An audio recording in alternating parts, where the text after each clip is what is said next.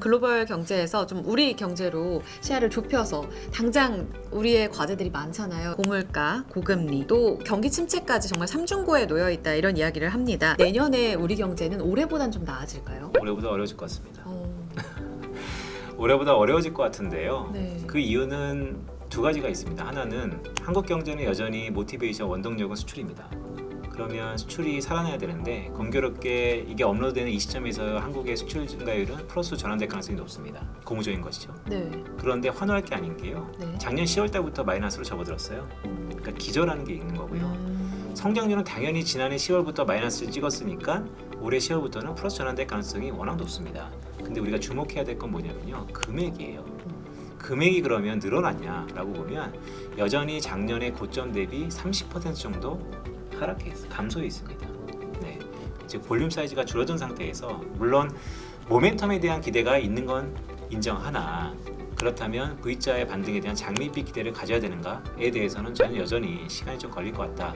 그렇다면 한국 경제의 모티베이션이라는 대외 경제가 불안불안하다면 아내로 시선을 돌려야 되는데요. 국내 가계 상태를 놓고 보면 역시 가계 GDP 대비 가계 부채가 106%를 넘어섰죠. 더구나 고금리에도 불구하고 가계 부채가 계속해서 증가하고 있지 않습니까? 자, 그런 의미에서 보면 내수도 녹록치 않다.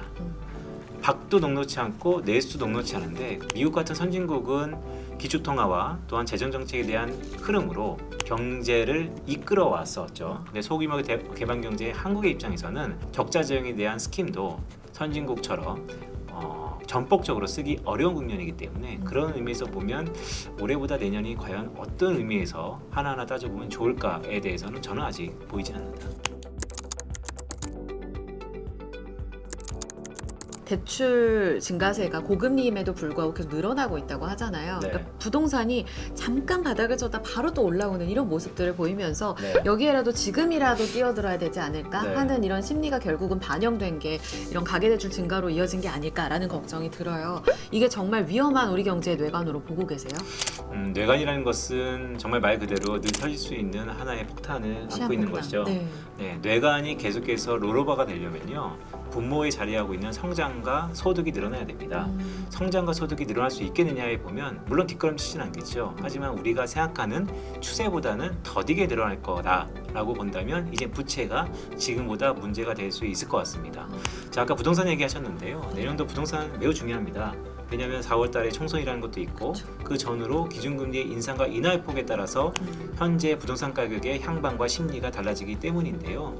저는 개인적으로 봤을 때 여기서 크게 올라갈지 크게 내려갈지도 만무하지만 오를 가능성보다는 하방 압력이 높아질 수밖에 없다. 이유는 이미 부채가 많다는 것은 수요가 줄고 있다는 거고 네. 최근에 특례 보금자리 이론 같이 네. 다시 한번 정책적 힘이 없다면 그러면 수요가 있겠는가에 대해서는 좀 보수적이고요. 네. 앵커님 말씀 주셨던 것처럼 우리가 높은 금리에도 불구하고 빚을 낼 수 있으면 무조건 낸다. 왜? 과거에 보면 부동산 가격은 결국 바닥을 찍고 올라갈 거다라는 맹목적인 믿음이 있었죠. 그렇죠. 근데 그런 믿음도 결국 시간의 장사 없다는 것처럼 경제는 이자의 함수, 이자는 시간의 함수 아닙니까? 결국 시간에 따라서 이러한 기대감도 차츰 경감될 것이다라고 보고 있습니다. 동력은 없는 건가요? 동력이 있죠. 딱 하나 있죠. 뭘로 보세요? 고금리에도 불구하고 사람들이 빚을 왜 질까요? 집을 사고 싶은 열망? 욕망입니다. 더하기 결국 내가 현재 소비를 줄이면 갚을 수 있는, 감내할 수 있는 이자 부담, 그 적정선이 있는데요. 그게 우리 흔히 얘기하는 이자 부담에 대한 배상에 대한 임계치인데요. 그것은 소득 대비 20%를 넘어가는 순간 상당히 위험해 보여요. 근데 이전보다 계속해서 이자 부담이 높아지고 있거든요. 또한 가계 건전성 측면에서 예전에는 이자만 냈다가 지금 원리금도 같이 갚지 않습니까? 따라서 이런 부분들이 결국 시간을 지나고 현재 상황에서 크게 달라지지 않는 한 어려울 것 같다. 말씀 좀 드립니다. 물론 이런 이야기까지 해주시는 분은 아닌 걸로 아는데 그러면 부동산 하락할 가능성 크다고 하셨잖아요. 네. 그럼 지금 빚 내면 안 되겠네요. 제가 말씀드렸죠. 빚을 내도 되는 사람과 네. 내가 이 집을 갖지 않으면 평생 우울하고 우울증에 빠질 것 같다. 본인이 생각을 하시는 거죠. 하지만 객관적으로 봤을 때 우리가 반포에 있는 집, 대한민국에서 가장 화려한 집, 가장 1등 집을 사는 게 아니라면 평균적인 흐름으로 다운사이드 리스크는 있다. 물론 특정한 지역에 늘 수요가 있는 이러한 소득이 아니고 정책이 아니고 늘 열망이 들끓는 이런 강남 3구의 집들은요 바통이 되겠죠. 네, 그런데 그런 거와 평균적인 집 가격하고는 네. 좀 구분해서 네. 서로 다른 시장이다라는 말씀을 드립니다. 불패의 맹목적인 이 신념을 갖고 계시는 분들이 좀 계산기를 꼼꼼하게 두들겨 봐야 될 시기가 온 것 같다라는 생각도 드네요. 저를 포함해서 그렇죠. 네, 알겠습니다. 금리 이야기 잠깐만 여쭤볼게요. 내년 총선 있잖아요. 네. 한미 금리차 확대에 대한 이야기도 있고 물론 이제 미국 금리가 여기서 더 올라가진 않을 것 같다라는 시각이 중론이기는 하나 그런 측면에서 우리 금리 이후에 그러니까 내년 총선 이후에 더 인상할 것 같다라는 전망들도 있습니다. 네. 우리 금리의 향방은 어떻게 보고 계세요? 일단 미국과 한국이 공교롭게 기준금리는 동결 가능성 아니면 여기서 더 이상 오르지 않는다라는 스탠스가 네. 강함에도 불구하고 시장금리는 다 기준금리 인상을 반영하고 있습니다. 네, 그렇다는 것은 기준금리의 잣대가 이제는 후행적이라는 것이고요.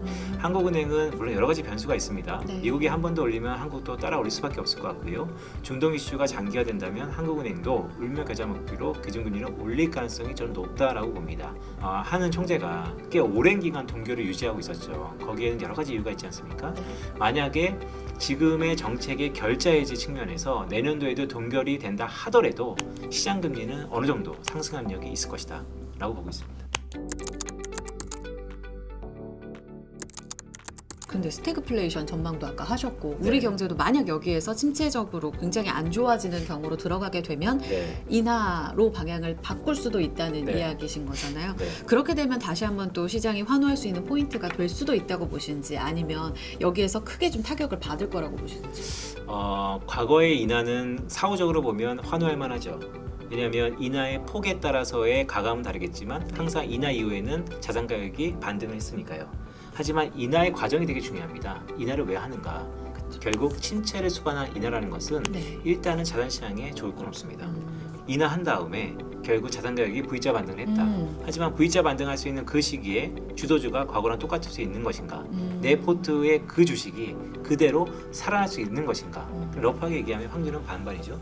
자, 그럼 50% 확률에 과연 기준금리 인하를 맹목적으로 기다려야 되는가? 좀 더 보수적으로 봐야 된다라는 말씀을 드리는 것입니다. 그러니까요. 마지막 인하에 대한 우리의 기억이 네. 팬데믹 때 V자 반등이었잖아요. 네. 그렇기 때문에 양적 완화에 대한 맹목적인 그런 신뢰가 있는 것 같아요. 근데 네. 그런 측면에 있어서 그 과정이 더 중요하다 이렇게 말씀을 해주셨습니다.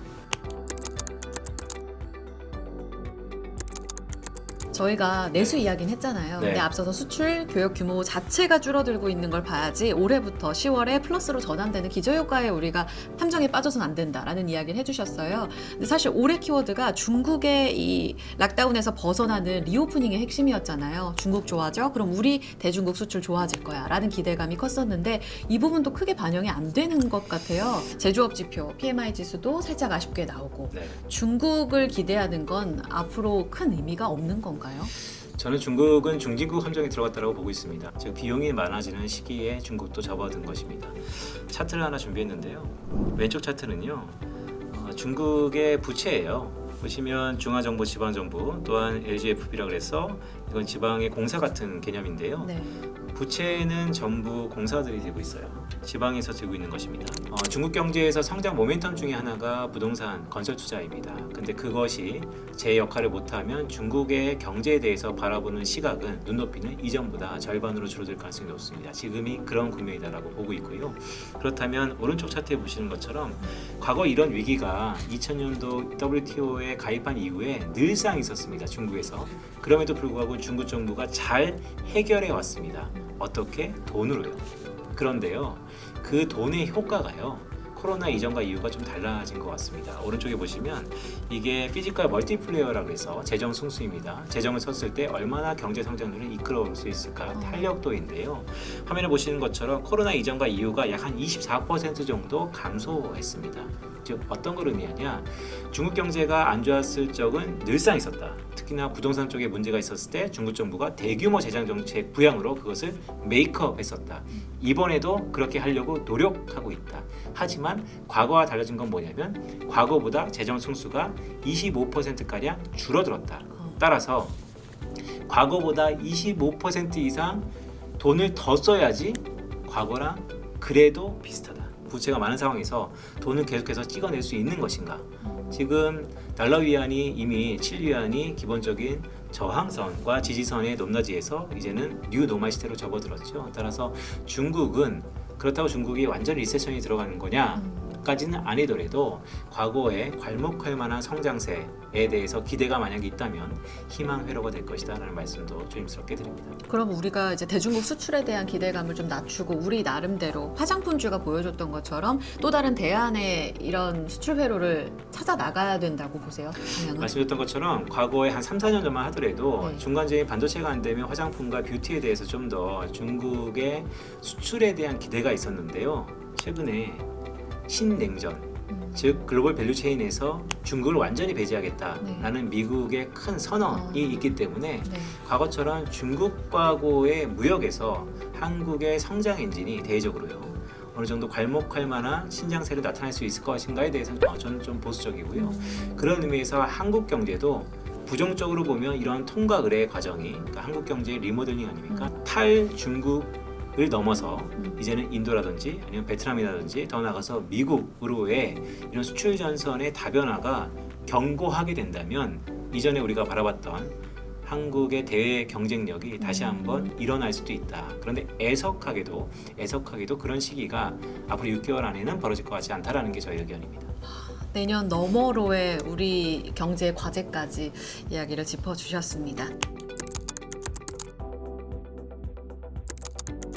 아직 다가오지 않은 침체를 반영한 내년에 금리와 증시는 어떨까요? 라는 것을 잠깐 여쭤보긴 했는데 당장 올해 남은 네.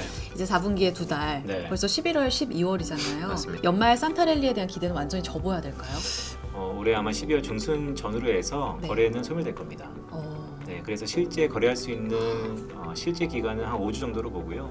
그 사이에 11월과 12월에 빅 이벤트가 있고 또한 미국의 예산안, 임시 예산안이 또 12월 중순에 또 여기에 잡음이 있거든요. 네. 이런 걸 놓고 봤을 때 상당히 불안 요소들이 많다라는 말씀을 조심스럽게 드리고요. 그래도 긍정적으로 볼 거는 앞에 말씀드렸던 것처럼 네. 국내 코스피의 이것도 평균인데 코스피 지수랑 가장 거시경제 지표 중에서 상관관계 코릴레이션이 높은 게 하나만 꼽자라고 하면 일평균 수출 증가율이거든요. 근데 공교롭게 일평균 수출 증가율이 10월 달부터 플러스 반전된다는 것은 이제 이쯤 되면 바닥은 좀 다졌다라는 기대감이 있는 겁니다. 그래서 앞으로 횡보할 것인가 아니면 V자 반등할 것인가는 향후 나오는 데이터들을 업데이트 해야 되는데 저는 아직은 좀 신중하게 가져야 되는 거 아닌가라는 말씀을 드리는 것이죠. 그럼 그 V자 반등의 핵심은 앞서서 미국대 힌트를 주셨던 생산성을 이끌 신성장 산업인가요? 아니면 우리 내부적으로 봤을 때 가장 중요한 수출인가요? 사실 미국의 인프라에 필요한 한국의 자본재들이 네. 수혜를 볼 겁니다. 그게 미국이 주도하는 글로벌 밸류 체인이라는 것이죠. 따라서 AI와 로봇이 미국의 최종적인 수혜 산업이라면 그것의 벤더로서 연결되는 한국의 일부 특정 섹터도 상당 부분 중요할 것이다. 물론 거기에는 늘상 반도체가 끼어 있겠죠. 그러면요 마지막 질문 드릴게요. 내년 포트폴리오는 어떻게 짜야 됩니까? 자산 배분 전략 힌트 좀 주세요. 네, 일단 시기를 좀 좁혀보죠. 내년 연말까지는 잘 모르겠고요. 매년 기준금리 인하에 대한 빅 이벤트가 있기 때문에 적어도 내년 1분기 아니면 상반기까지의 시기를 놓고 봤을 때 네. 경제 성장에 대한 높이가 낮아질 것 같습니다. 한국과 미국의 흐름을 보면 여전히 금리는 미국이 한국보다는 조금 더 높은 수준이 유지될 것 같습니다. 자, 이 두 가지의 교집합은 늘상 달러다. 라는 의미에서 달러 강세에 대한 기본적인 포트폴리오에 달러 자산을 뛰어넘는 달러 자체가 좀 있어야 된다라는 말씀을 첫 번째 드리고요. 네네. 두 번째 하이어 폴 온 거죠. 즉 고금리 장기화가 그 이면에는 다시 한번 중동 전쟁을 불러일으켜서 나타나는 인플레이션 압력입니다. 그러면 인플레이션 해지 수단으로서 우리가 늘상 얘기하는 금 더 나아가서 최근에 저는 디지털 자산도 상당 부분 내년에 이벤트가 있다라는 사람이니까 이제는 시청자 여러분들도 포트폴리오에서요 주식, 채권, 부동산뿐만 아니고 새로운 자산에 대한 상당 부분 옵션 아니면 그에 대한 가능성도 우리가 열어두면서 포트폴리오를 꾸리는 게 어떨까라는 말씀을 드립니다. 현금은 몇 퍼센트 정도? 현금이요. 늘상 현금은 미래에 대한 도전에 대한 비용입니다. 늘상 있어야 되는 것이죠. 오, 알겠습니다. 이거 연말부터 유효한 포트폴리오 전략이죠? 아니요, 어제부터 이용했었습니다. 네. 이미 그렇게 하고 있어야 된다. 네네. 말씀. 오늘부터 네 바로 강달러, 인플레 헤지 두 가지 키워드가 내년까지 유효하다라는 말씀을 주셨습니다. 남은 올해를 어떻게 마무리 짓고 내년 그림을 그려야 될까? 매크로의 숲을 오늘 누구보다 명확하게 그려주신 것 같아요. 빅터뷰 여기까지 들어보도록 하겠습니다. 이상 현실주의자 우리 빈센트 이코노미스트와 함께했습니다. 오늘 말씀 고맙습니다. 고맙습니다.